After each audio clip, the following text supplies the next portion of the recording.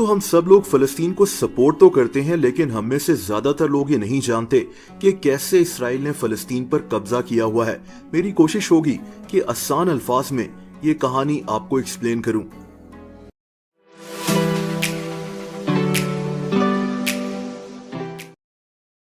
दोस्तों, पहली जंग अजीम यानी वर्ल्ड वॉर 1 1914 में शुरू हुई। इससे पहले फलस्तीन पर सल्तनत उस्मानिया की हुकूमत थी। उस वक्त फलस्तीन में तकरीबन 87% मुसलमान रहते थे और सिर्फ 3% यहूदी रहा करते थे। ये वो वक्त था जब फलस्तीन में मुसलमान, यहूदी, ईसाई सब मिलजुल कर रहते थे। लेकिन फिर पहली जंग अजीम शुरू हो गई। 1918 में ये जंग खत्म हुई और इसके बाद बरतानिया ने फलस्तीन का कंट्रोल संभाल लिया। दोस्तों, यही वो वक्त था जब फलस्तीन में यहूदियों की तादाद बढ़ना शुरू हो गई।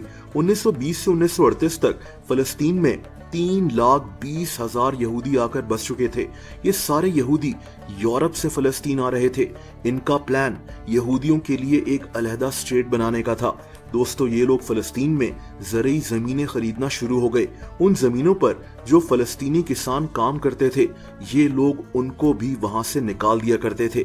बहरहाल अब फलस्तीन के लोगों को ये बात समझ आ चुकी थी कि इनको इनकी ही ज़मीन से बेदखल किया जा रहा है। इसीलिए 1936 में फलस्तीनियों ने बरतानवी राज के खिलाफ जंग का ऐलान कर दिया, लेकिन ये कामयाब नहीं हो सके।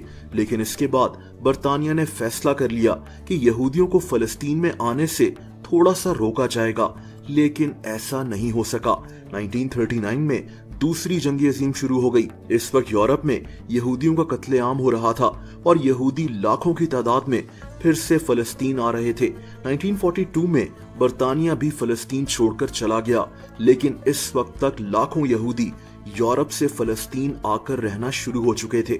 बहरहाल 1947 में यूनाइटेड नेशंस ने कहा कि फलस्तीन को 2 हिस्सों में बांट दिया जाए। 55% हिस्सा यूरोप से आने वाले यहूदियों को दे दिया जाए और 45% हिस्सा फलस्तीनियों को।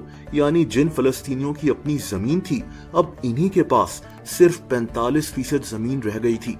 यूनाइटेड नेशंस ने यह भी कहा कि जेरूसलम, जहां मस्जिद अल अक्सा है, ये एक न्यूट्रल जगह होगी। दोस्तों, यही वो वक्त था जब इसराइल ने खुद को एक स्टेट डिक्लेयर कर दिया था। फलस्तीनियों को समझ में आ चुका था कि इनकी जमीन को चुराया जा रहा है। इसीलिए 1948 में अरब मुल्कों की इसराइल से जंग शुरू हो गई। इस जंग के बाद इसराइल ने फलस्तीन के 78% हिस्से पर कब्जा कर लिया। यानी अब इसराइल के पास 55% से बढ़कर 78% हिस्सा आ चुका था। 1967 में इसराइल और अरब मुल्कों की फिर से जंग छिड़ गई और अब इसराइल ने फलस्तीन के और भी हिस्सों पर कब्जा कर लिया, जैसा कि गाजा स्ट्रिप और वेस्ट बैंक वगैरह। और इसराइल ने जेरूसलम पर भी कब्जा कर लिया, जो एक न्यूट्रल जगह थी। 1980 में इसराइल ने जेरूसलम को अपना कैपिटल भी बना दिया और जो 4 लाख फलस्तीनी वहां रह रहे थे, उनको सिटीजनशिप से भी महरूम कर दिया। इसके बाद इसराइल जेरूसलम में फलस्तीनियों के घर वगैरह तबाह करना शुरू हो गया। इन्होंने 2 लाख यहूदियों को भी जेरूसलम में बसा दिया है, जो कि जाहिर सी बात है कि गैर कानूनी है। कहानी का खुलासा यह है कि 100 साल पहले फलस्तीन में फलस्तीनी ही रहते थे। लाखों यहूदी यूरोप से इनकी जगह पर आकर बसे। इन्होंने फलस्तीनियों की 55% जमीन पर इसराइल बनाया और फिर आहिस्ता आहिस्ता बाकी की जमीन पर भी कब्जा कर लिया। इसराइल ने यूनाइटेड नेशंस की रेजोल्यूशंस की भी खिलाफ वर्जी की। दोस्तों, अब ये वीडियो 20 मिनट की भी हो सकती थी, लेकिन मेरी कोशिश थी कि आसान अल्फाज में एक्सप्लेन करूं कि इसराइल ने कैसे फलस्तीन पर कब्जा किया है।